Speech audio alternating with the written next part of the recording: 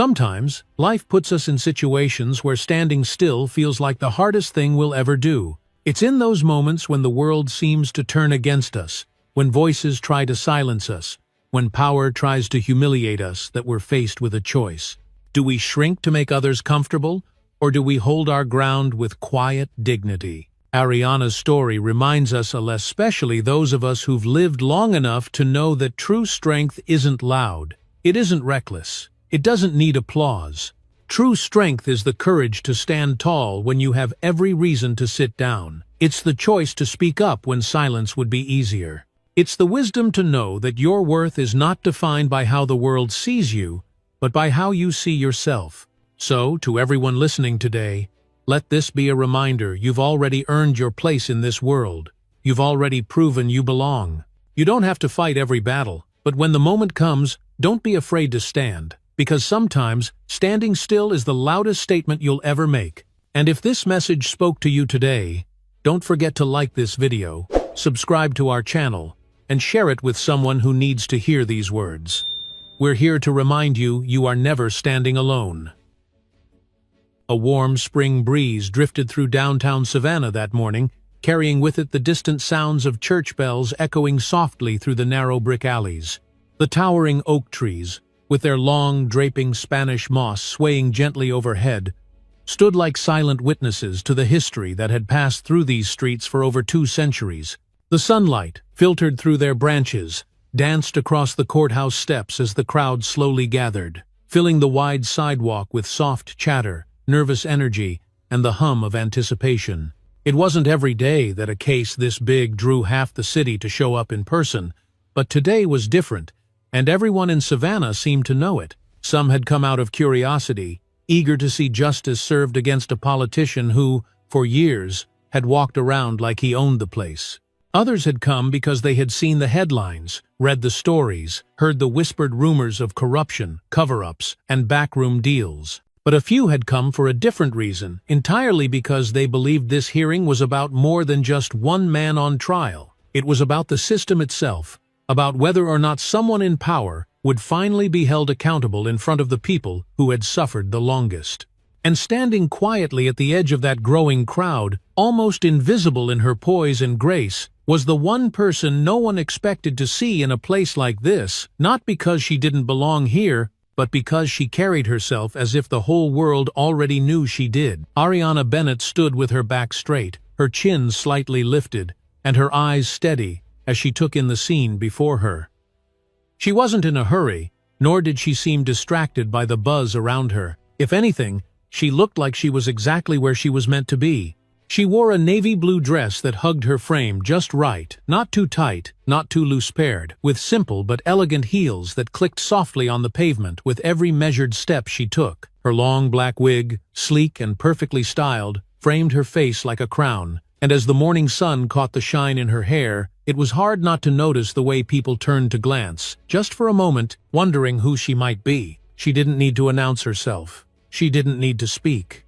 Her presence alone was enough to stir quiet whispers among those who recognized her face, from television interviews or newspaper articularies that described her as one of the fiercest federal prosecutors in the Southeast. But today, she wasn't here to stand behind the prosecutor's table. Today, she was simply a citizen, a member of the public, showing up to witness justice with the rest of her community. And yet, deep down, Ariana knew that walking into that courtroom as a black woman, dressed with confidence, wearing success on her like a second skin, made her a target long before she even reached the doors. As she climbed the steps toward the courthouse entrance, she could feel the weight of every eye that followed her, not just admiration, but something heavier, something colder, like the tightening of a rope around her chest. It wasn't new to her. She had carried that weight for years, long before she ever won her first case or earned her seat at the table. But that didn't make it any easier to ignore. She breathed in slowly, steadying herself, reminding herself of who she was and what she stood for. "Keep your head high, baby." She could almost hear her mother's voice whispering in the back of her mind. "You belong in every room they try to keep you out of." Pausing at the top of the steps, Ariana turned slightly, her eyes scanning the faces below, elders from the church she grew up in, retired teachers she hadn't seen in years, Neighbors who had watched her grow from a shy little girl to the woman she was today. Some smiled at her with quiet pride, nodding their heads as if to say they saw her, they recognized her, and they were glad she had come. She returned their glances with the faintest smile, just enough to let them know she felt it too. And then, without another word, she turned toward the heavy wooden doors, placing one hand on the brass handle, feeling the cool metal beneath her fingertips. She pushed the door open slowly, stepping inside as the soft hum of voices outside faded into the quiet air of the courthouse lobby. The smell of polished wood, old paper, and coffee brewing somewhere in the distance wrapped around her like a familiar memory. She stood still for just a moment, letting the door close gently behind her, shutting out the world outside. Inside, the courthouse was alive with tension. Security officers stood posted near the metal detectors, their eyes darting between faces, scanning for anything that seemed out of place. Lawyers shuffled papers, adjusting their ties or smoothing their skirts, moving toward the courtroom doors with purposeful strides. Reporters whispered quietly into their phones, looking for signals, angles, anything to grab hold of before the hearing began. But Ariana, standing there in the center of it all, felt like the only person who wasn't rushing, the only one grounded enough to feel every breath she took. She adjusted the thin strap of her leather handbag on her shoulder, took one final glance around the lobby, and started walking toward the courtroom entrance. Every step she took echoed softly off the marble floor, a steady rhythm that seemed to grow louder with each stride, not because the sound had changed, but because the moment had. This was more than a hearing, more than a headline, more than a moment in time. This was something else entirely, and Ariana Bennett could feel it settling in her bones like a quiet storm waiting to break. And as she reached for the courtroom door, placing her hand gently on the brass handle once again, she closed her eyes for just a split second, breathing in one last time before stepping into the room where everything was about to change. The smell of cheap floor polish mixed with the faint trace of sweat and coffee drifted through the courthouse lobby like something that had settled into the walls over decades of hearings, trials, and public outbursts. Officer Bradley Cooper leaned back slightly against the edge of the security checkpoint counter, his arms crossed over his broad chest, his eyes narrowing as he watched the woman in the navy dress walk through the doors like she had every right to be here. He had been standing in that same spot every morning for nearly 7 years, and in all that time, he had seen people from every walk of life come and go through those doors. Some looked nervous, some looked defeated, and some looked like they were trying too hard to act like they belonged. But there was something about this woman, something about the way she carried herself that made his skin tighten, like an itch he couldn't reach. Bradley had grown used to the familiar rhythm of the courthouse, the steady shuffle of shoes on tile, the impatient sighs of lawyers checking their watches, the rustle of papers being pulled from worn briefcases. It was predictable, almost boring at times, and he liked it that way. He liked knowing what to expect. But this morning, watching that woman walk in like she owned the place, something about it rubbed him the wrong way, and he couldn't shake the feeling that she wasn't just another face in the crowd. He shifted his weight from one foot to the other, glancing toward his partner, Officer Sanders, who stood a few feet away scanning IDs. Bradley leaned in slightly, lowering his voice just enough so that only Sanders could hear him. "You see her?" he muttered under his breath. Sanders barely glanced up, already bored with whatever Bradley was about to say. "The one in the blue dress." Bradley pressed, tilting his chin subtly in Ariana's direction. Sanders followed his gaze, shrugged without much interest, and went back to scanning the next person's identification card. "Looks like she knows where she's going," Sanders replied flatly. But Bradley wasn't satisfied with that answer. He leaned in a little closer, lowering his voice to a conspiratorial tone, the way men do when they're trying to convince someone of something they already believe themselves. "She's too polished, too sure of herself," he muttered, almost as if he was trying to convince himself more than anyone else. "I've seen it before. They show up like they own the place, thinking they're better than the rest of us." Sanders sighed, already tired of this routine. He had heard Bradley say things like this before about the man in the designer suit who turned out to be a janitor, or the older black veteran who had come to testify and ended up being treated like a trespasser. It was always the same pattern. Bradley didn't trust people who walked with quiet confidence, especially when they didn't look like the people he was used to seeing in charge. Bradley stood up straighter, his jaw tightening as he watched Ariana continue toward the courtroom doors. He couldn't explain why, but something in him stirred an unease wrapped in a strange kind of irritation that made his chest feel tight. Maybe it was the way she didn't even glance at him, like he wasn't worth noticing. Maybe it was the way the people in the lobby seemed to part for her without a single word being spoken, as if she belonged there more than he ever could. He shifted his hand toward his duty belt, fingers brushing the cool edge of his badge as if reminding himself of who he was and what he stood for. He had worked too hard to let people like her people, who walked in like they didn't have to answer to anyone, think they could just waltz past him without being questioned. He didn't care who she thought she was. This was his courthouse, his post, and no one got a free pass. For a moment, he debated whether or not to stop her right then and there, to demand to see her ID, to ask her what business she had here.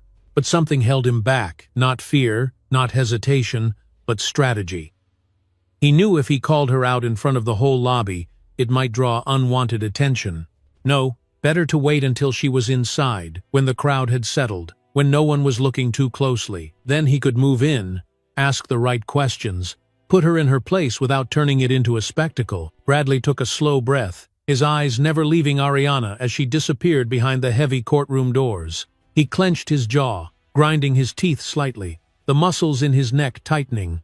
He could already picture the look on her face when he exposed her for whatever game she thought she was playing. He could already hear the quiet murmurs of the courtroom when he proved that she didn't belong here after all. But beneath all that arrogance, beneath all that certainty, there was something else, something smaller, something almost too quiet to hear. It was the voice he never admitted out loud, the one that whispered from somewhere deep inside, asking a question he refused to answer.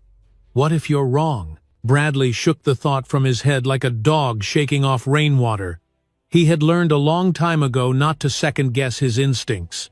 His job wasn't to make people feel comfortable. His job was to keep the courthouse secure, to make sure the rules were followed, to keep people in line. And if that meant making a few people uncomfortable along the way, so be it. He turned back toward Sanders, rolling his shoulders to shake off the tension that had started to settle there. "I'm keeping an eye on her," he muttered under his breath. Sanders didn't even look up this time, too busy with the next person in line. Bradley didn't care. He wasn't looking for approval. He was looking for control, and something told him that woman in the navy dress was about to give him the perfect opportunity to take it.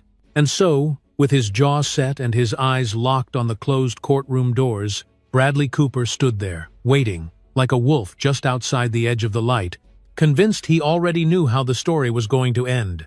The heavy courtroom doors closed softly behind Ariana as she stepped into the long, rectangular room, immediately greeted by the low hum of quiet conversations rising and falling like ocean waves against the shore. The air inside felt heavier than the lobby, thicker somehow, as if the walls themselves held their breath alongside everyone who had gathered to witness what was about to unfold. Rows of polished wooden benches stretched from the back of the room all the way to the front, each one already filled with people sitting shoulder to shoulder, their eyes darting between one another, their hands fidgeting in their laps or gripping the edges of their seats. The faint creak of old wood echoed softly beneath Ariana's heels as she moved deeper into the space. Her steps careful, steady, unhurried. She could feel the air shift around her, feel the heads turning in subtle waves as people noticed her arrival. Some faces lit up with recognition, small smiles appearing like flickers of candlelight in a dim room. Others furrowed their brows in quiet suspicion, their eyes narrowing just enough to let her know they were watching, measuring, wondering if she was here as a supporter, a witness, or something else entirely. She scanned the room with the ease of someone used to reading people, catching small details in every corner, the church elders sitting near the back, their pressed Sunday suits and wide-brimmed hats looking slightly out of place on a weekday morning. The retired school teachers she hadn't seen since she was a teenager, whispering softly to one another, their eyes occasionally flicking toward the front of the room where the defense attorneys were already setting up their notes, and there, just a few rows ahead, her mother, Clara Bennett, sitting upright with both hands folded tightly in her lap, her face unreadable but her presence unmistakable. Ariana exhaled slowly, pressing her fingertips briefly to the strap of her bag as if to steady herself against the quiet storm brewing inside her chest. She knew her mother hadn't wanted her to come today. Clara had warned her, in that careful, measured way only mothers know how to do, that showing up in person, especially here, especially now, would put her under a microscope far larger than any courtroom had ever held. But Ariana had come anyway, not to make a statement, not to draw attention, but because something inside her refused to let this moment pass without standing witness to what it would reveal about the city she still called home. Slipping into a seat near the center aisle, Ariana adjusted her skirt with practiced grace, crossing her ankles at the base of the bench, her back straight but relaxed. She placed her handbag gently on her lap, lacing her fingers together as she let her gaze drift toward the front of the courtroom where Judge Alice Whitaker sat perched behind the towering mahogany bench, adjusting her glasses with one hand as she reviewed the stack of papers in front of her. The judge hadn't noticed her yet, or if she had, she showed no sign of it. Ariana didn't mind. She wasn't here for recognition. The distant sound of a cough broke the stillness for a moment, followed by the shuffle of feet as a few late arrivals slipped into the back rows. The air smelled faintly of wood polish and paper. But beneath that, Ariana could sense something Elsean undercurrent of nervous energy that seemed to hum through the room like a low electric current, impossible to see but too strong to ignore. People leaned in toward one another, whispering quietly behind cupped hands, glancing toward the defense table where the accused politician sat with his lawyers, staring straight ahead as if he couldn't hear the whispers or feel the weight of every eye on him. Ariana shifted her attention back to the people around her, noticing the subtle ways their bodies betrayed, the tension they carried: tight shoulders, clenched jaws, hands gripping the backs of benches just a little too hard. This wasn't just about politics. This was personal for everyone in this room. For the woman 2 rows ahead who had lost her home because of the policies this man had pushed through. For the man near the back who had watched his small business collapse while city contracts were quietly funneled to friends of the accused.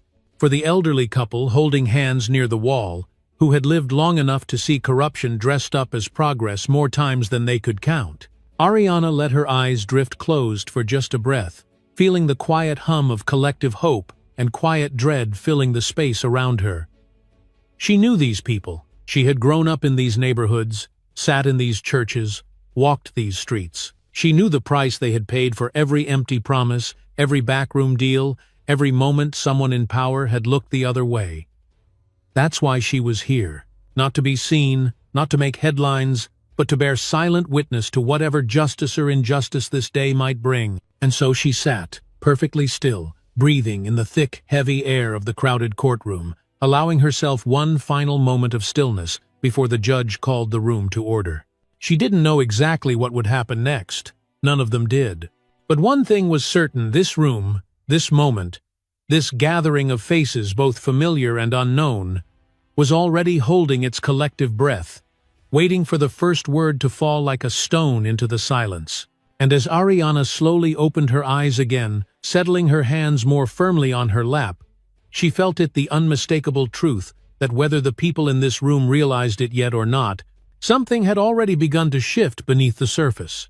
The steady murmur of the courtroom hadn't yet settled when the side doors creaked open again, just barely enough to let in one more figure moving carefully into the space.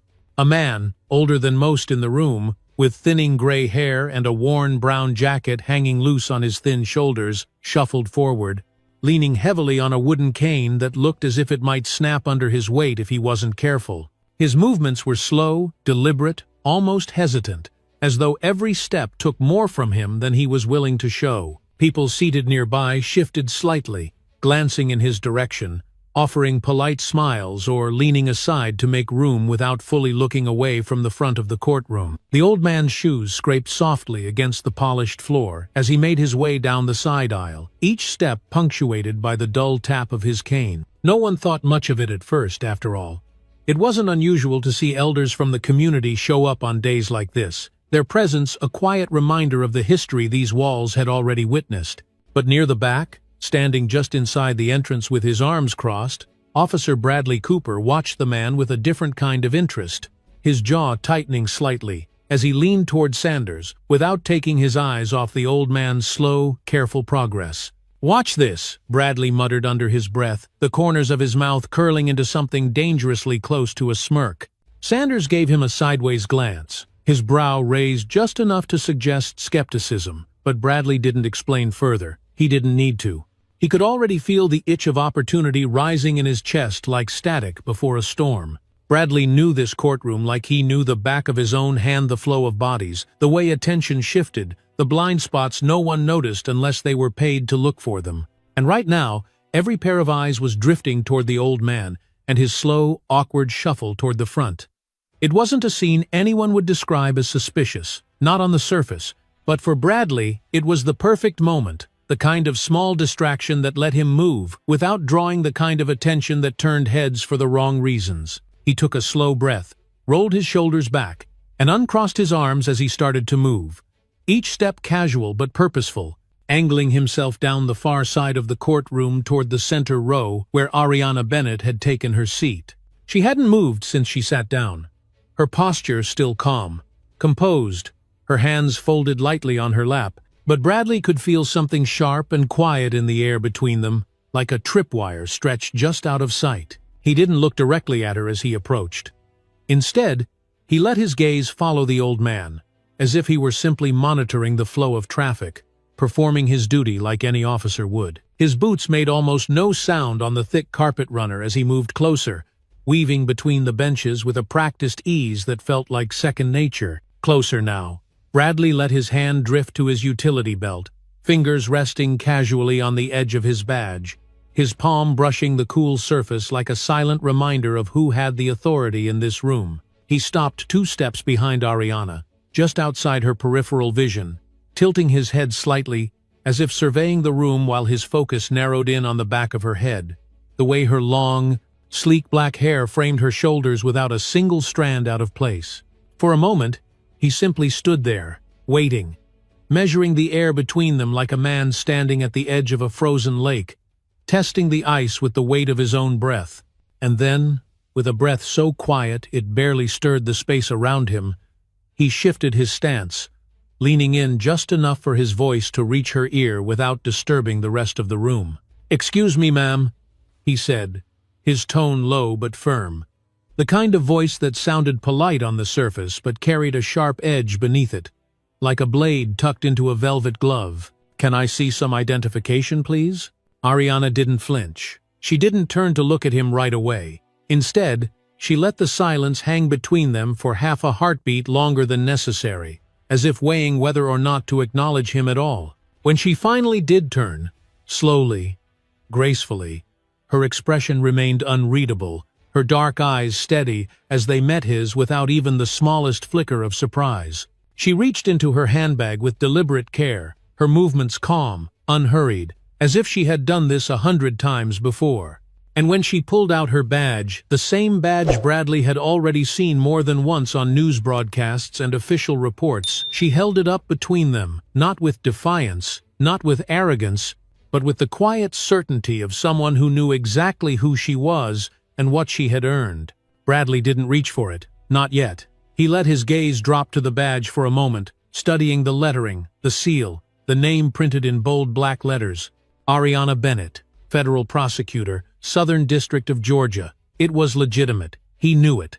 But something inside him, something small and sharp and rooted in every bad instinct he'd ever trusted, told him it didn't matter. He leaned back just slightly, the corners of his mouth twitching towards something that might have been a smile if it weren't so thin. "Mind if I take a closer look?" he asked, already knowing she didn't really have a choice. And just like that, with the faintest nod of her chin, Ariana placed the badge into his waiting hand, her fingers brushing lightly against his glove as she let go. Bradley closed his fingers around the badge, turning it over slowly between his palms, feeling the smooth, worn edges press against his skin. Behind them, the old man with the cane finally reached the front row, settling heavily into an empty seat with a tired sigh that seemed to ripple through the courtroom like the closing of a door. The distraction was over. The room had settled again. But Bradley's mind had already moved on. Because now, standing just inches away from the woman who carried herself like she owned the world, Bradley Cooper knew one thing. With absolute certainty this wasn't over. Not yet. And with that quiet thought simmering just beneath the surface, he slid the badge into his palm a little tighter and took his next breath just a little slower, as if savoring the moment before the real game began. Bradley let the badge sit in his palm just a second longer than necessary, turning it between his fingers as if searching for some flaw, some sign that it wasn't as real as it looked. His jaw tightened slightly as he leaned forward, lowering his voice just enough to keep their exchange private, but loud enough that anyone sitting close might catch the edge in his tone. "Funny," he said, barely above a whisper. "We've had a lot of fakes come through here lately. You'd be surprised how convincing some of them look." Ariana didn't blink. She didn't flinch. She didn't even shift in her seat. She let the silence hang for just a heartbeat longer, letting the weight of his words settle between them like dust in a still room. Then, without changing the calm, steady rhythm of her breath, she met his eyes with a look so level, so completely unmoved, it might have felt like a slap to someone less stubborn than Bradley Cooper. "Then I suggest you read it again," she replied quietly, her voice smooth as glass, steady as a pulse. Bradley straightened, pushing out a breath through his nose like he was forcing down something bitter. He knew what he was holding was real. The badge was legitimate. The credentials were official. But something about her composure, something about the way she refused to be rattled-burned under his skin in a way that made it impossible to let it go. He looked around the courtroom, scanning the faces nearby. No one was paying attention, not yet. But the room was restless, on edge, like a lit fuse waiting to burn down to its final spark. He could feel it pressing against his ribs, that tightening coil of something that dared him to push a little harder. So, he leaned down again, this time letting his shadow fall across her lap as he spoke a little louder, just enough to let the people around them catch the shift in his tone. "You sitting in a restricted section, ma'am," he announced, his voice coated with mock authority. "This row is reserved for court officials and designated personnel only." The words hung in the air like an accusation, sharp enough to make the heads nearest them start to turn, curious glances sliding toward the confrontation unfolding in real time. Ariana knew exactly what he was doing. She could feel the temperature in the room shift, could feel the subtle ripple of attention settling on her like a heavy coat. And yet, she refused to break her posture. She tilted her head slightly, folding her hands more tightly over her bag, locking her fingers together until her knuckles turned just a shade paler than the rest of her skin. She kept her voice even controlled, each word dropping with deliberate weight. "I am a court official," she said softly, tilting her chin just enough to remind him that she was not afraid to speak louder if he forced her to. Bradley's lips curled into something between a grin and a sneer, a small, satisfied exhale escaping through his teeth as he let the moment stretch. He turned slightly toward the rest of the courtroom, raising his voice just enough to fill the growing silence. "That's so?" he called out, holding the badge higher now, turning it so that anyone nearby could see it glint under the overhead lights. "Because from where I'm standing, this looks an awful lot like someone trying real hard to play a role." The words weren't just for her anymore. They were for everyone. For the curious onlookers who now leaned in a little closer, their quiet murmurs like dry leaves rustling underfoot. Ariana felt the heat rise behind her ears, not from fear, but from something deeper, something that simmered beneath the surface of her skin like the steady burn of a slow, controlled fire. She shifted in her seat, not to retreat, but to ground herself more firmly, planting both feet flat on the floor, pressing her shoulders back until her spine straightened like steel drawn tight across her frame. She reached for the badge in his hand, holding his gaze with an expression that didn't waver, didn't bend, didn't yield. "Return my credentials," she stated quietly, but the edge in her voice was unmistakable, like the click of a lock snapping into place. For a fraction of a second, Bradley hesitated. He could feel the weight of the moment pressing down on him, heavier than he expected. But pride familiar, stubborn, reckless, pride tightened his grip around the badge for 1 second too long. And in that second, something shifted in the air between them, sharp enough that even Sanders, standing a few feet away, turned his head with the smallest flicker of doubt crossing his face. But Bradley didn't back down. Not yet. Instead, he stepped in closer, his shadow swallowing the space between them entirely.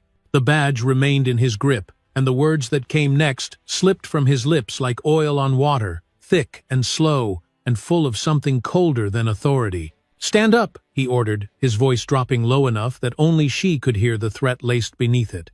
"Let's take this somewhere else."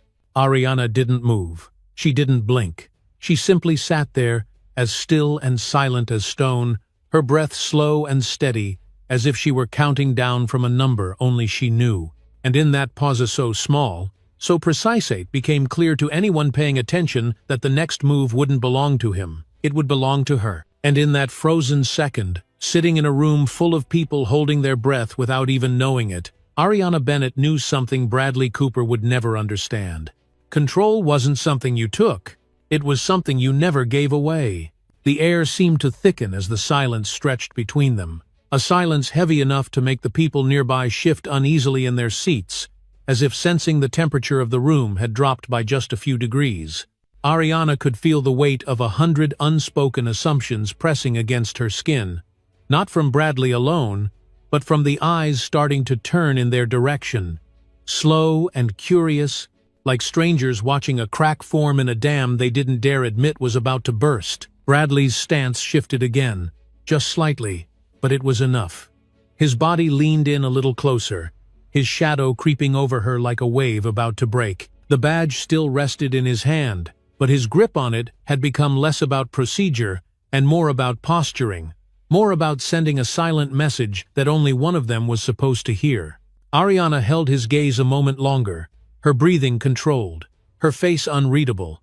But she knew exactly what he was trying to do. She had seen it too many times before, in boardrooms, in courtrooms, in hallways, lined with men who mistook intimidation for power. And yet, knowing it didn't make it any less exhausting, didn't make it sting any less. It was the weight she carried quietly every day, the cost of daring to take up space where she was never expected to stand. She leaned back ever so slightly, tilting her chin as if to remind herself that she had survived worse than this. But just as she opened her mouth to speak, to draw the boundary that should have never needed drawing, Bradley acted faster. Without warning, he took a half step forward, closing the last few inches of space between them, and grabbed her left arm knot with force, not enough to bruise, but just enough to violate the air between them, just enough to send a ripple of visible discomfort through the nearby rows. "Ma'am, I'm going to need you to come with me," he announced, louder now, his voice slicing through the restless murmurs like a blade across glass. The words hung in the air like an accusation, sharp and public, designed to gather attention, designed to paint her as the problem before she could even respond. Heads turned more openly now. People shifted in their seats, some leaning forward, some sitting back, unsure whether they were watching protocol or something far more personal unfold right in front of them. Ariana's heart pounded once, a steady thump deep in her chest, but her face didn't move, didn't falter. She knew if she stood now, if she followed him out under these terms, she would be giving him exactly what he wanted: an audience, a display of control, dressed up as procedure. She could feel the heat rising along the back of her neck, not from fear, but from the quiet, burning injustice of knowing that every eye now watching would remember how she responded to this moment more than anything else she had ever accomplished. She tightened her grip on the edge of the bench, grounding herself, reminding herself that she did not owe this man the performance he was trying to pull her into. And just as she opened her mouth to challenge him again, to demand he release her arm, Bradley made a move she never expected. A move so bold it stole the breath from her lungs before she could find the words. With one swift, deliberate motion, he reached out with his free hand, grabbed hold of her long black wig, and ripped it clean off her head in front of the entire courtroom. The sound wasn't loud. There was no dramatic snap, no sharp crack of fabric tearing. It was quiet, almost unsettlingly quiet, like the breath of air leaving a room when someone slams the door shut. But the impact was deafening. The courtroom gasped as one. The sound rippled through the space like a wave hitting the shore, followed by a stunned silence that pressed down on every single person present. Even Judge Whitaker, who had been scribbling notes on the bench, froze mid-sentence, her pen hovering just above the paper. Ariana sat frozen for half a heartbeat, her scalp tingling with shock, her body rigid with disbelief. She could feel the cool air of the room settling on her exposed, natural curl short, tight, unprocessed and, though she had nothing to be ashamed of, though her natural hair was hers alone to wear with pride, the violation stung deeper than she expected. Because it wasn't just the wig, it wasn't just the exposure. It was the knowing smirk curling on Bradley's face, the quiet hum of a few soft chuckles from the back of the room, the way some people leaned in as if this moment, this humiliating, dehumanizing act, was somehow entertainment to be consumed like cheap drama on daytime television. Somewhere in the back, Clara Bennett stood abruptly, her chair scraping loudly against the floor. But she didn't speak, didn't move forward. She simply stood there, her lips pressed into a thin, trembling line, her fists clenched tight at her sides, as if holding herself back from crossing the room entirely. Ariana could feel her mother's eyes on her, could feel the burn of every watching face, waiting, measuring, silently daring her to react in a way they could turn into a headline or a whisper campaign. And for the first time in a long time, she felt the edges of her composure threaten to crack, not from shame, but from the unbearable weight of knowing that even here, even now, she was still expected to endure without breaking. She reached down slowly, deliberately, and picked up the wig from where it had fallen to the floor beside her seat. Her fingers closed around the strands, carefully, gently, as though reclaiming something sacred. She sat perfectly still, holding it in her lap, breathing in through her nose and out through her mouth, until the pounding in her ears softened just enough to hear the quiet tremble of the room settling around her once more. And then, without looking up, without saying a single word, Ariana Bennett leaned back against the bench, placed the wig neatly beside her handbag, and closed her eyes for just a moment longer than anyone expected, long enough to remind herself of who she was, long enough to decide that she would not give this man the satisfaction of seeing her break. Because sometimes the most powerful response isn't the one you give aloud. It's the silence you refuse to fill with anything less than your dignity. Bradley Cooper stood there, towering over Ariana like a man who had just planted his flag in conquered territory, his chest rising and falling with the shallow kind of breath that feeds itself on the illusion of power. His hand, the same hand that had ripped away her wig without hesitation, now rested casually on his duty belt, thumb hooked near the holster as if to remind her and everyone else who held the authority here. For a split second, he scanned the crowd, catching a few lingering glances, the nervous flicker of eyes darting away as soon as they met his.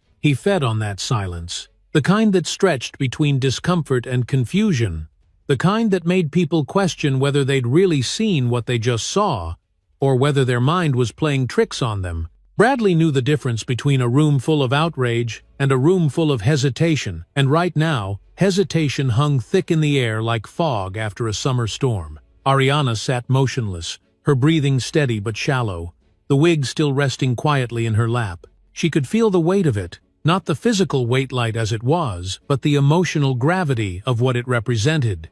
Years of silently calculating how to walk into rooms like this and be seen as more than just her skin, her gender, or the assumptions tied to both. She had worn that wig not out of shame, but because she knew what the world did with black women who dared to show up too boldly, too naturally, too unapologetically themselves. Now, here she was, stripped of that layer of armor by a man who had no understanding of what it cost her to build that image in the first place. And still, even after all that, she refused to let him see her flinch. She lifted her chin, ever so slightly, pressing her palms flat against her thighs to ground herself in the one thing he hadn't managed to take away her control over her own reaction. Bradley, sensing the moment slipping, leaned in again, closer than before, close enough that Ariana could feel the faint heat of his breath brushing the edge of her cheek.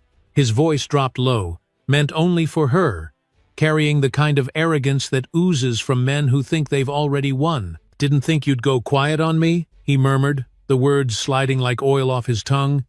"What's wrong? Run out of things to say?" Ariana turned her head slowly, her gaze meeting his with such cold precision that for the first time all morning, Bradley's smirk faltered just barely, but enough for her to notice. She didn't speak. She didn't need to. Her silence hit harder than anything she could have said in that moment. And he felt it. That's what made him step back, jaw tightening, his fingers curling into fists at his sides, as if the quiet had suddenly become too much to bear. He cleared his throat, straightened his back, and raised his voice again, turning slightly toward the courtroom as if putting on a show for the small crowd that had begun to lean in, their curiosity outweighing their discomfort. "Go ahead and stand up, ma'am," he announced, louder this time, like a man trying to regain ground he never really had. "We need to verify your credentials with courthouse security." More heads turned, more whispers stirred, people shifting in their seats, some looking toward the front where Judge Whitaker was still frozen in unreadable silence, her hands pressed firmly on the bench, her jaw visibly clenched. Ariana's mother, Clara, had not sat down since she stood earlier.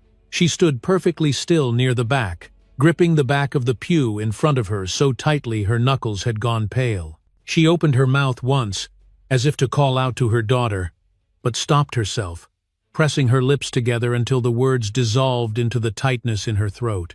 Ariana closed her eyes for the briefest moment, exhaling through her nose like a woman bracing for impact. She reached for her bag, slid the wig gently inside, and pushed herself to her feet with a grace so deliberate it seemed to slow the air around her. She turned to face Bradley fully now, standing eye to eye with the man who had humiliated her without so much as a flicker of accountability. She didn't lower her gaze. She didn't break her stance. She simply stood there, one breath at a time, reminding everyone in that courtroom, including Bradley, that dignity wasn't something anyone could strip away without permission. And in that frozen moment, before she took a single step forward, Ariana did something no one expected.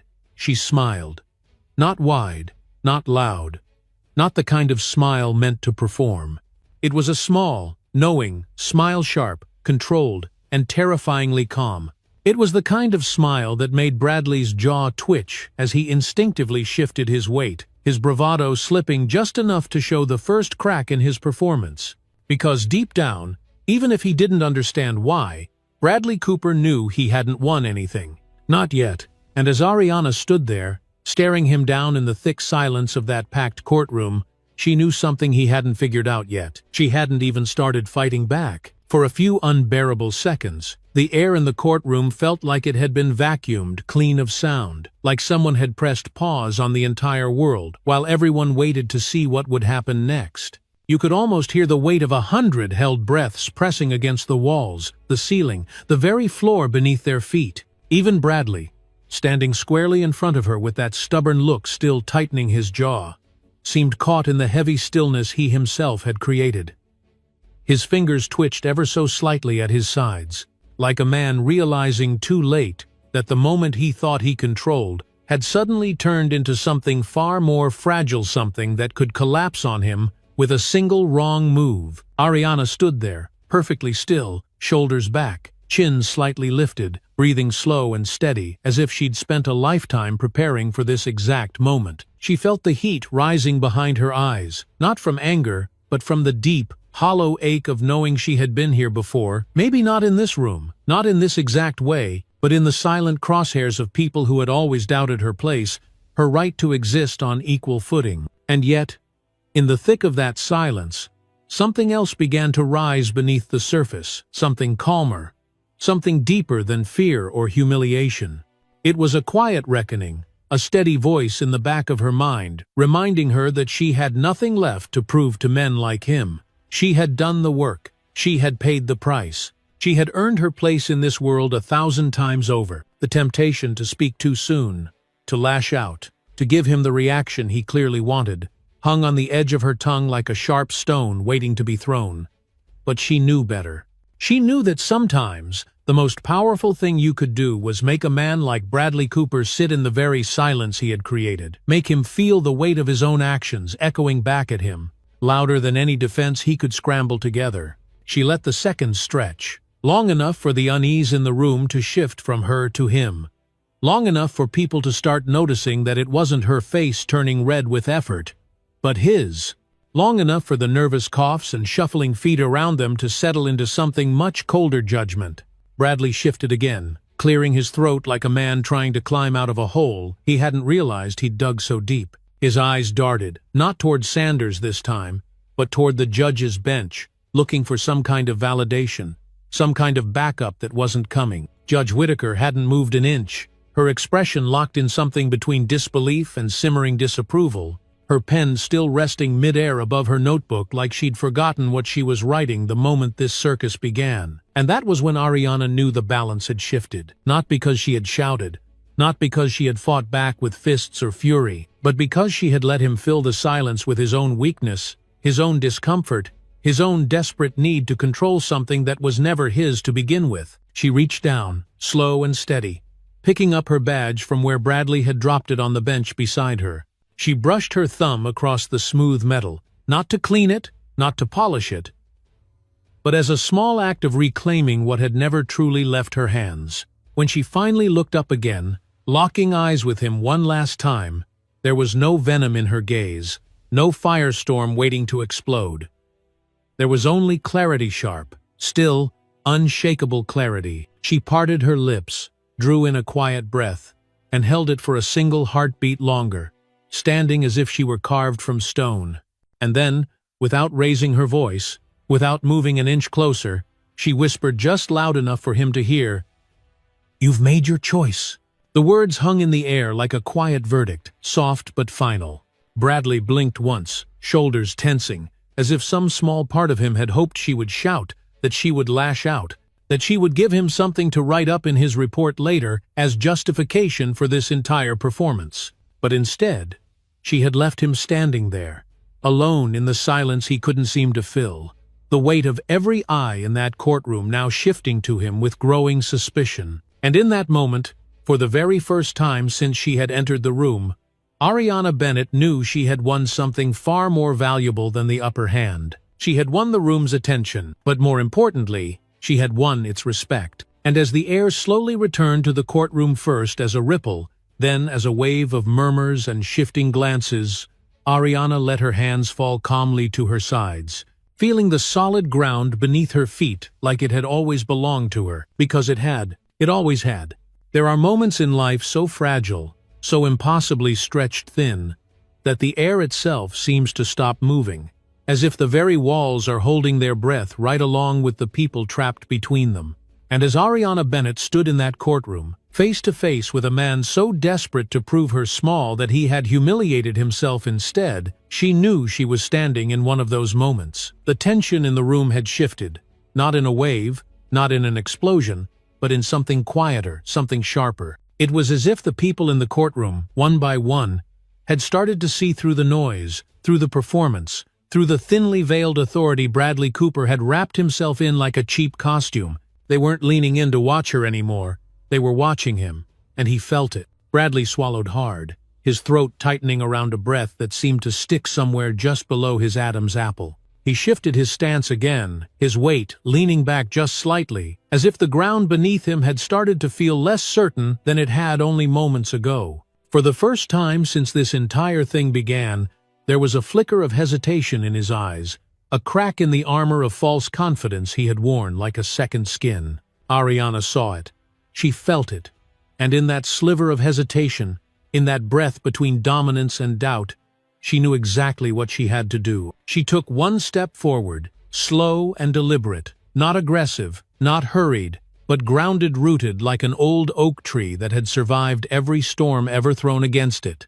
She held her badge up again, high enough for the entire room to see, and then, with a voice so calm it cut sharper than any shout could have, she spoke the sentence that would leave the air trembling in its wake. "You just assaulted the federal prosecutor of this district, in front of this entire courtroom." The words didn't rise like thunder, they didn't crash like a wave. They fell like stone-heavy, undeniable, unshakable. The reaction was almost imperceptible at first. A sharp intake of breath from somewhere near the back, the creak of someone shifting in their seat a little too quickly, the soft gasp of a woman covering her mouth with her hands as the reality of what had just been spoken settled like dust on every surface in the room. Bradley froze, his face drained of color in a way that no performance could hide. His jaw tensed, his hands twitched, and for the briefest second, he opened his mouth as if to speak, but no words came out. Whatever he had planned to say, whatever excuse he had been holding on to, died in his throat before it could reach the air. Judge Whitaker's gavel didn't move. Her pen didn't shift, but her eyes, sharp, steely, and unblinking, lifted slowly from the papers on her bench and locked onto Bradley with a weight so heavy it could have crushed a lesser man where he stood. The silence stretched again, but this time it wasn't empty. It was full of recognition, full of understanding, full of the quiet, collective acknowledgement that the power in this room had just changed hands. Ariana didn't lower her arm. She didn't break eye contact. She let the badge hang there, steady as a heartbeat, daring anyone to challenge what had already been laid bare for all to see. Bradley took half a step back, his boots scuffing slightly against the floor, as if his body had finally registered what his pride had refused to admit. His lips parted again, this time trembling slightly at the edges. But before he could form a single word, Judge Whitaker's voice rang out, low and controlled, slicing clean through the thick air like a razor through silk. "Officer Cooper," she called, her voice colder than the air-conditioned hum of the ceiling vents above them.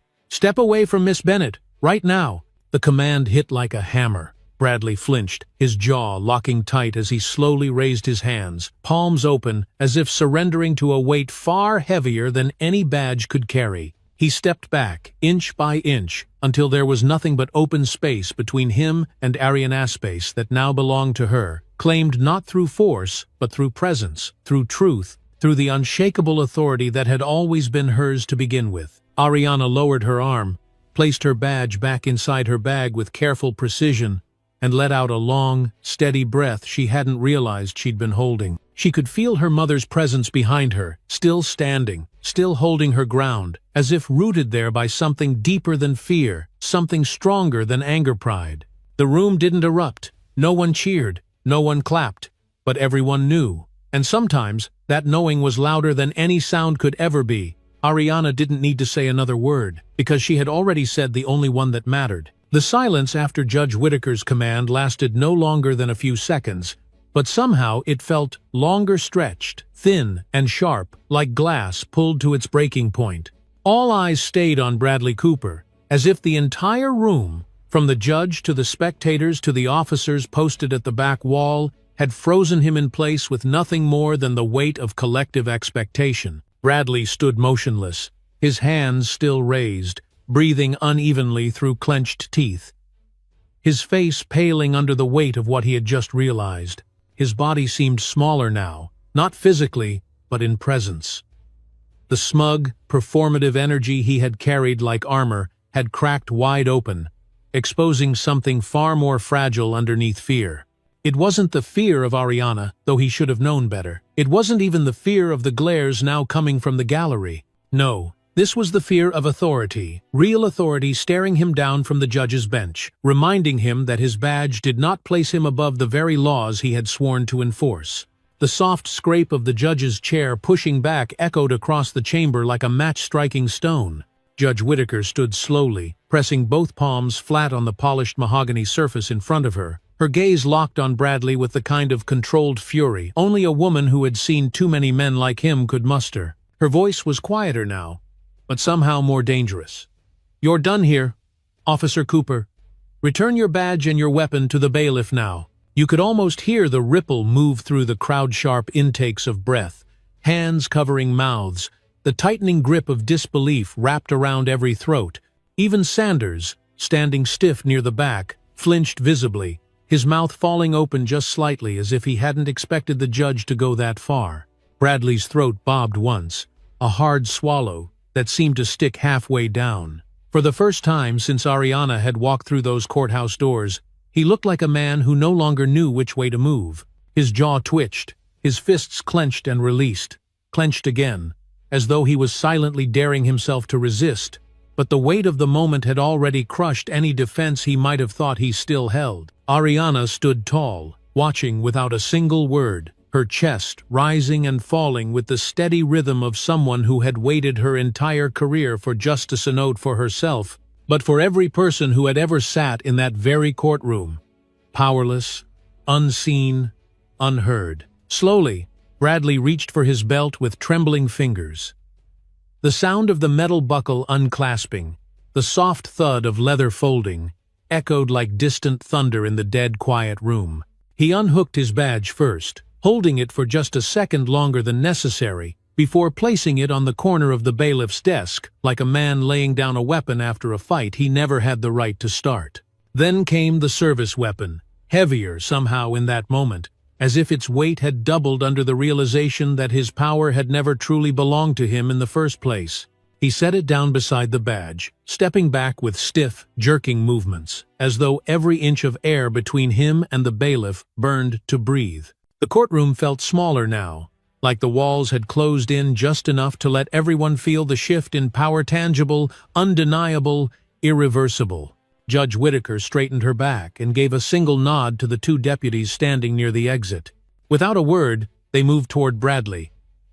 Not rushing, not hesitating, but walking with the kind of steady authority that left no room for misunderstanding. One reached for his arm not forcefully, not to harm but to escort, to remove, to make it known that this man no longer belonged in this space. Bradley didn't resist, not because he agreed with what was happening, but because something deeper than ego had finally sunken in the unshakable truth that there were lines even he could not cross without consequence. As the officers guided him toward the exit, the air seemed to crackle with something heavier than silence relief. It wasn't loud, it wasn't celebrated, but it was there, in the soft exhale of breath from the people who had sat frozen for too long, waiting to see if justice would be another promise left unfulfilled. Ariana didn't move. She didn't sit. She stood there, unmoving, until the doors closed quietly behind Bradley, sealing the moment like the final page of a chapter long overdue. Her mother, Clara, placed a hand over her heart, and finally, after all that time, let herself sit back down slowly, shoulders trembling with something between pride and exhausted release. She had seen her daughter walk into many rooms in her life, but none like this. None where standing still had shaken the ground beneath so many feet. Ariana let out a slow, steady breath, the kind you take after holding something heavy for far too long. And for the first time all morning, she allowed her fingers to relax, her palms to open, letting the tension fall away one breath at a time. Because the moment was over, and she had won, not just for herself, but for every silent witness who had waited to believe again that the system they feared could still bend toward what was right. It took a few moments for the courtroom to breathe again, as if everyone had forgotten how to move after watching something they never expected to witness. The tension didn't vanish all at once. It slipped out slowly, like steam rising from pavement after a long, heavy rain. People shifted in their seats, exhaled quietly, glanced toward one another with looks that carried both shock and something softer, something that felt a little like relief. Ariana didn't move right away. She stood perfectly still, her hands resting at her sides, her shoulders held back with the kind of quiet strength that didn't ask for attention but commanded it all the same. She knew the moment had passed, the damage done, the room forever changed by what had unfolded. But there was still something raw sitting in her chest, something thick and heavy that she hadn't yet found the breath to release. And then, in the middle of that fragile silence, she heard it. A single pair of footsteps, soft but steady, moving toward her from the back of the room. She knew who it was before she even turned her head. Clara Bennett, standing tall despite the years weighing on her frame, walked down the aisle like a woman carrying generations on her shoulders. Her hands trembled slightly, but her face was steady as stone, her eyes shimmering, not with tears of grief, but with something far deeper, something fierce and unshaken. She didn't rush, she didn't reach out right away. She simply walked until she stood close enough for Ariana to feel the warmth of her mother's presence, like a blanket being draped softly over her shoulders.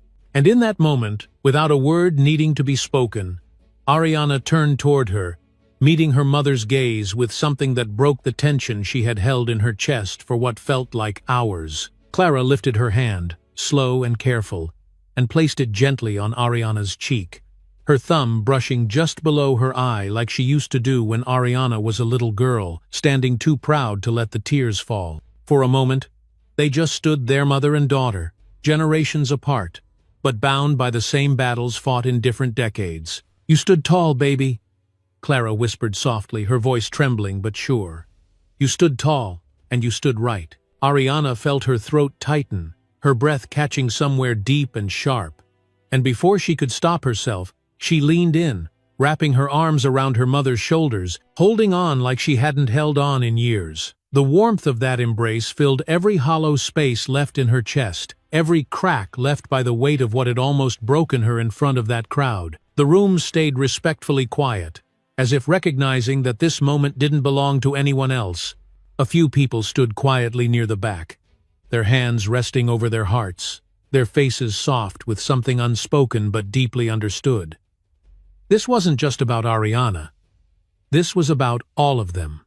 About the years they had sat in that very room wondering if their voices mattered, wondering if dignity could ever win against power. Judge Whitaker, still standing behind her bench, lowered her pen slowly onto the wooden surface in front of her. She didn't speak. She didn't need to. But the faintest nod of her head said everything Ariana needed to hear, that this was over, and that justice, in whatever small way it had arrived, had been served today. Clara finally leaned back, her hands cupping Ariana's face one last time before she smiled a small, knowing smile that carried every lesson, every hardship, every quiet prayer she had ever whispered for her daughter. Then she let go, standing back with the kind of pride that could fill a room without ever needing to speak it aloud. Ariana straightened, smoothing the front of her dress, reclaiming every inch of composure that belonged to her. She turned toward the gallery, meeting the eyes of the people who had watched her walk through fire and come out standing.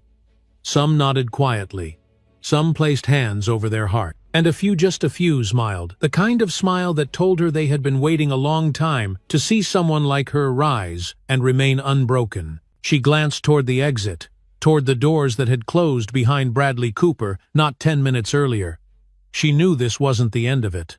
There would be reports to file, statements to give, and questions to answer, but all of that could wait. Right now, in this moment, she had nothing left to prove to anyone, because she had already proven it to herself. And as she gathered her bag, slipping the wig back inside without shame or apology, she knew she would never wear it the same way again. Not because she had lost something, but because she had gained something far more powerful: the freedom to stand fully in her truth, uncovered, unshaken, and unafraid. She turned to her mother one last time, her voice soft but steady. "Let's go home."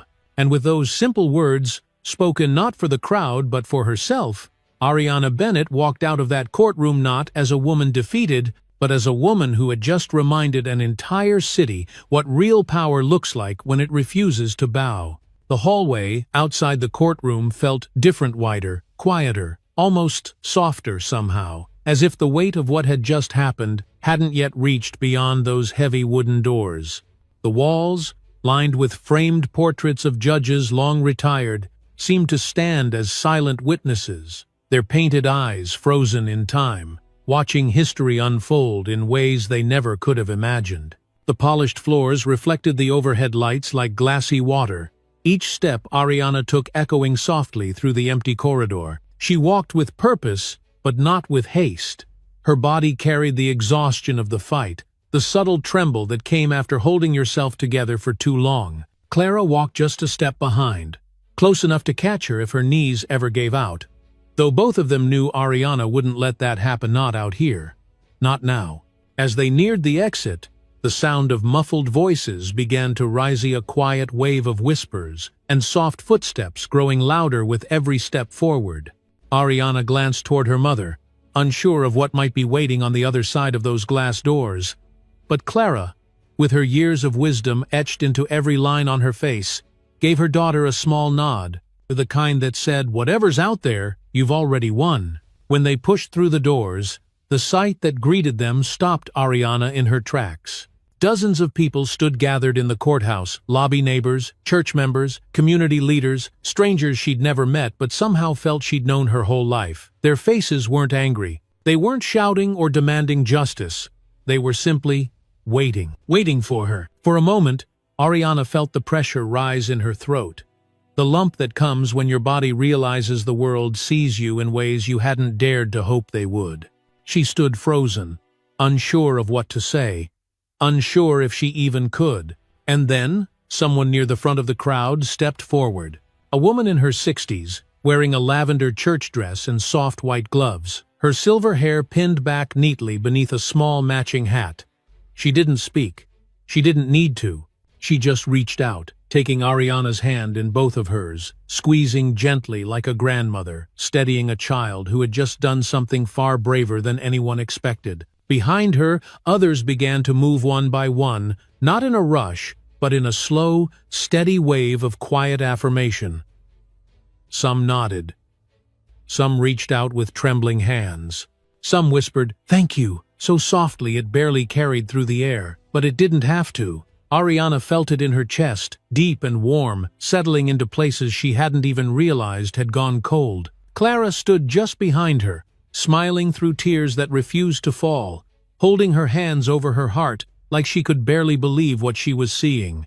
And for the first time in a long time, Ariana let herself be held by something bigger than her own, resolve held by a community that had silently carried her, even when she didn't know they were there. The air was thick with something sacred, something you can't fake, something that lives only in moments when a community recognizes its reflection in the courage of someone who dared to stand.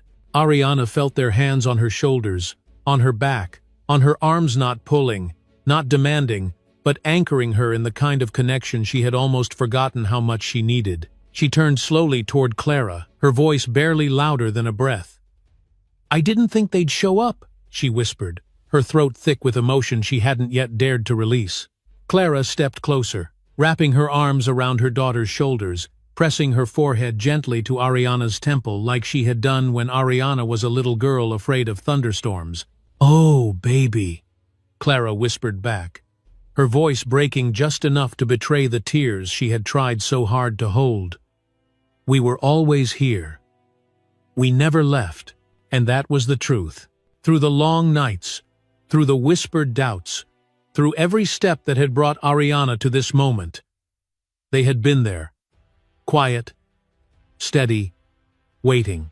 Not just for her to stand up, but for the world to finally see that she had always belonged." Ariana pulled back just enough to meet her mother's eyes, smiling softly through the ache in her chest. She reached for Clara's hand, lacing their fingers together like they had done so many times before, like they would do for as long as there was breath in their lungs. And together, without another word, they walked through the crowd, surrounded not by applause, not by cameras, but by something far more powerful: respect. And as they reached the courthouse doors, pushing them open to the soft light of afternoon spilling across the steps, Ariana paused for just a moment, turning her face toward the sky, closing her eyes as the sunlight warmed her skin. Because in that moment, she knew exactly who she was. And no one, not today, not ever, could take that away again. The sunlight outside the courthouse felt sharper than Ariana expected, not harsh, but bright enough to make her blink, as she and her mother stepped out onto the wide stone steps. The warmth on her skin was real, grounding, but the hum in the air told her peace wouldn't last long. She could hear it before she saw it: the rising buzz of voices, the clicks of camera shutters, the soft thrum of live broadcast equipment being powered on by hands, eager to spin the moment into headlines. Clara tightened her grip on Ariana's arm, just slightly, not to stop her, but as if to say, "Take your time, baby," as if she already knew the crowd waiting just beyond the steps wasn't here to listen quietly like the community inside had done. Ariana paused, standing tall at the top of the courthouse steps, scanning the crowd below with the steady gaze of someone who had spent years learning how to face a room full of strangers and hold her ground. There were cameras, at least a dozen, their lenses pointed straight at her like a firing squad of silent witnesses. Microphones stretched toward the steps on long black booms. Reporters jostled in small clusters, speaking into earpieces, adjusting their jackets, whispering cues to their crews as they prepared to broadcast this story far beyond the streets of Savannah. For a moment, Ariana felt that familiar itch, the urge to turn, to walk away, to let the moment belong to someone else. She had already done enough, hadn't she? She had faced the humiliation. She had taken back her voice. She had stood her ground in the face of power. But deep down, beneath the weariness tugging at her ribs, she knew this moment wasn't just about her. It was about every person watching who would never be given a microphone. It was about every woman who had swallowed her words to keep the peace. It was about the community that had gathered, not to be seen by cameras, but to stand silently behind her when it mattered most. So, she drew in a slow breath, pressing her lips together for just a second longer before releasing it. And then, with a grace that felt both rehearsed and deeply human, she began to step down the courthouse stairs toward the crowd. The reporters moved first, closing the gap like a wave rushing toward the shore, their voices overlapping, their questions fired faster than anyone could reasonably answer. "Miss Bennett, what do you have to say about the officer's behavior? Were you surprised by the judge's decision? Do you plan to press charges?" She could have ignored them. She could have walked straight past and climbed into the waiting black sedan parked at the curb. But she didn't. She stopped just a few steps from the crowd, holding up her hand, not high, not demanding attention, but steady, quiet, enough to signal that she was willing to speak on her terms, not theirs. The voices softened, just enough for her to be heard. Ariana glanced toward her mother, feeling Clara's quiet presence behind her like a shield of steady breath. Then she turned back to the crowd, her voice low but clear, carrying not like a rehearsed statement, but like a truth she had waited her whole life to say. "What happened in that courtroom today," she began, her words unhurried, "was not about me alone." The reporters stilled, leaning in closer, their cameras tightening focus. "It was about every person who has ever been humiliated, dismissed, or disrespected, while the world looked the other way. It was about reminding those who hide behind badges, behind power, behind fear, that accountability doesn't stop at the courtroom door." She paused, letting the words settle, not forcing them, not rushing to fill the space they left behind. "I didn't come here today to be a headline. I didn't stand my ground for attention or applause. I stood because I had to. Because silence, in moments like these, is never justice. And I refuse to be silent when so many are still waiting for their moment to be seen." The reporters stayed quiet, holding their breath as if afraid any sound might shatter the weight of what had just been spoken. Even the hum of the city, the distant traffic, the breeze stirring the trees felt like it had softened to let her finish. Ariana lowered her hand, her fingers curling loosely at her side, and with one final glance toward the crowd, she spoke the last words she would offer to the cameras that day. "Hold your power with care, use your voice with purpose, and never let fear decide who you are." With that, she turned back toward Clara, who stood waiting with a knowing smile, her eyes shining with something bigger than pride, something closer to peace. They didn't wait for follow-up questions. They didn't need to, because some statements stand all by themselves. And as they walked toward the waiting car, leaving the flashing cameras and buzzing microphones behind, Ariana knew the story wasn't over. But for the first time in a long time, she was the one holding the pen. Bradley Cooper didn't sleep much that night. Long after the courthouse had emptied and the news vans had rolled off into the dark streets of Savannah, his mind kept running in circles like a dog chasing its own tail. Trapped somewhere between disbelief and denial, he had spent most of his life convincing himself that his badge gave him power, that his uniform earned him respect, that people like him didn't answer to people like her. But standing alone in his kitchen at 2 in the morning, staring into the bottom of a glass of cheap whiskey he hadn't even tasted, that illusion had finally begun to crack in places he hadn't dared to look before. It didn't take long for internal affairs to reach out. By sunrise, the call had come through formal notice of an investigation, not just into the incident with Ariana Bennett, but into every complaint filed under his name over the last 5 years. Complaints he had ignored, complaints his department had brushed aside, complaints that now, under the weight of a very public humiliation, could no longer be buried. Bradley sat on the edge of his couch, the letter trembling slightly in his hand. The official seal of the department printed at the top in bold black ink. The words blurred as his pulse pounded in his ears, but the message was clear. He was suspended, effective immediately, pending a full investigation.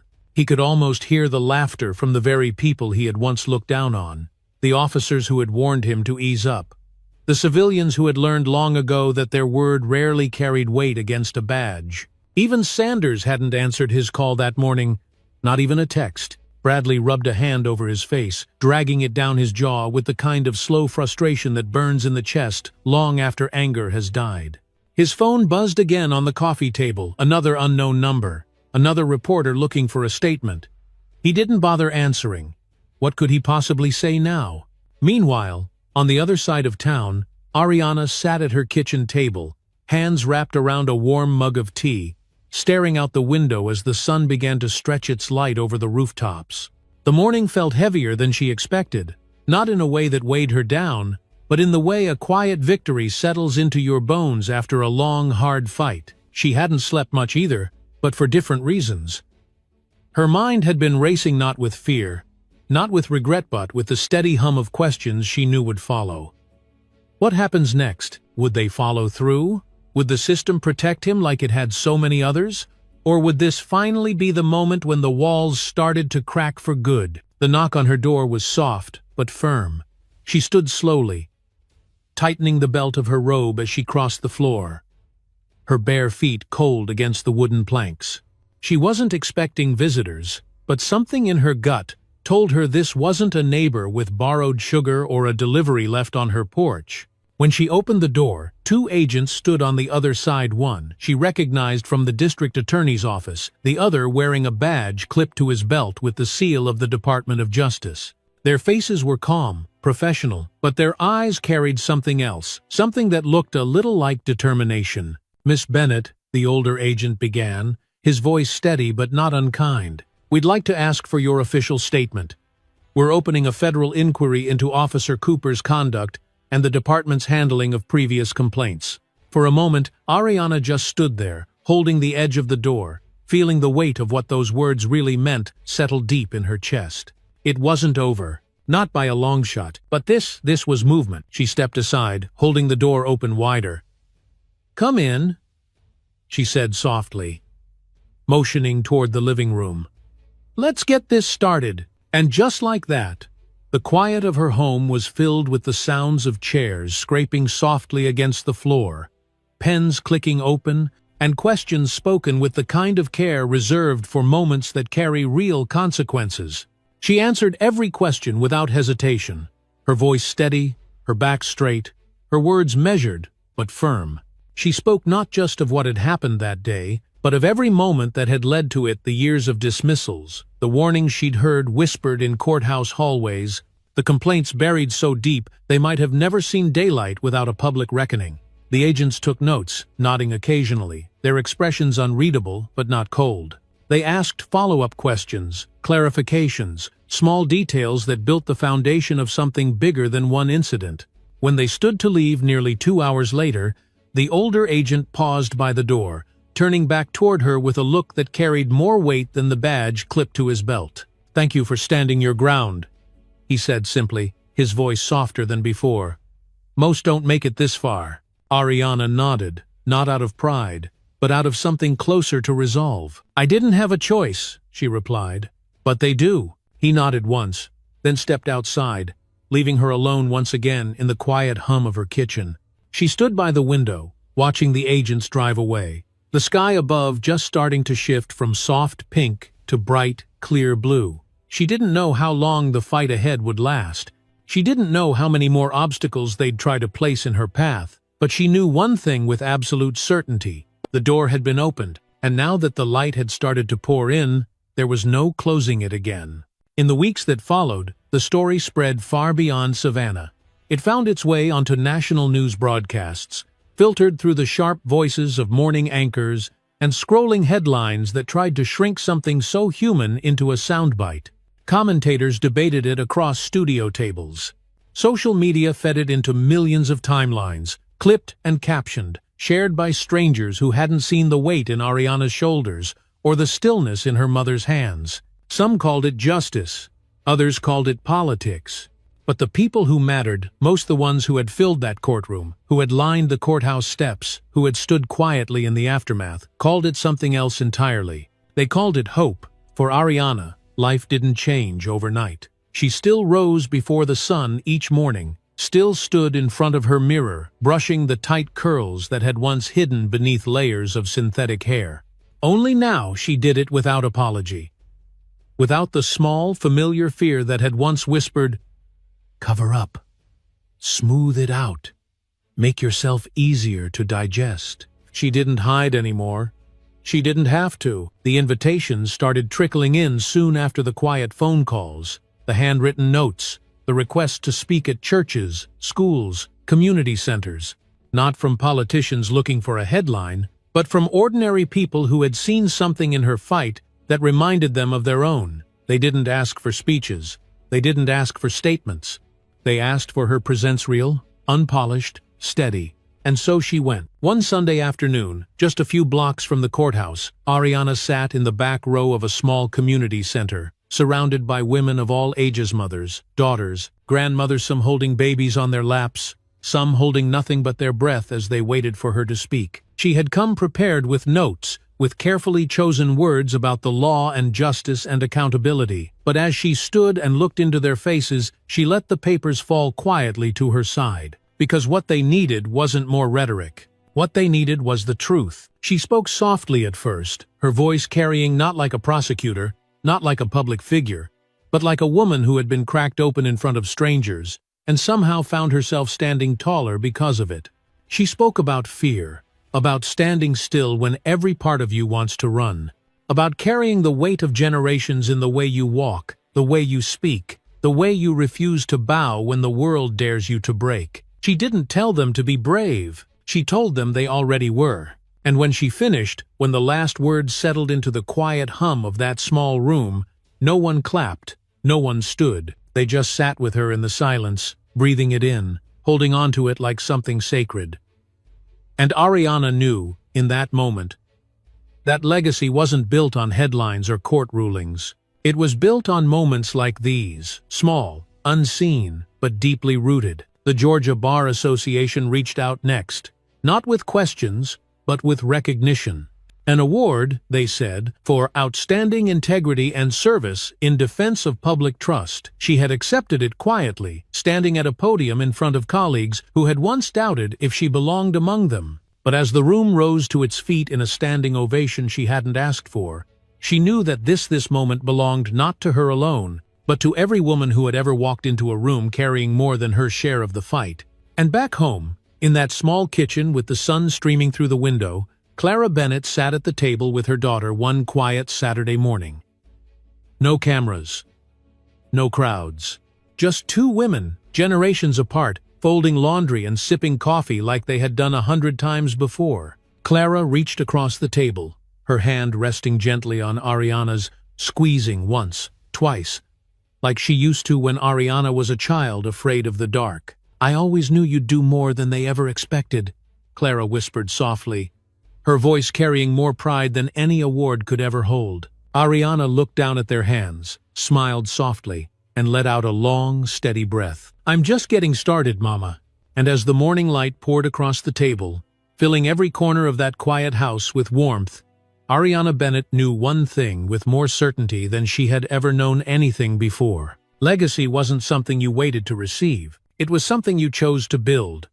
One moment, one breath, one unshaken stand at a time. And this was only the beginning. Sometimes, life puts us in situations where standing still feels like the hardest thing we'll ever do. It's in those moments when the world seems to turn against us, when voices try to silence us, when power tries to humiliate us, that we're faced with a choice. Do we shrink to make others comfortable, or do we hold our ground with quiet dignity? Ariana's story reminds us, especially those of us who've lived long enough to know that true strength isn't loud, it isn't reckless, it doesn't need applause. True strength is the courage to stand tall when you have every reason to sit down.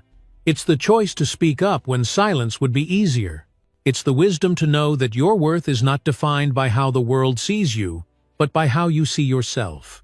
So, to everyone listening today, let this be a reminder you've already earned your place in this world. You've already proven you belong. You don't have to fight every battle, but when the moment comes, don't be afraid to stand, because sometimes standing still is the loudest statement you'll ever make. And if this message spoke to you today, don't forget to like this video, subscribe to our channel, and share it with someone who needs to hear these words. We're here to remind you you are never standing alone.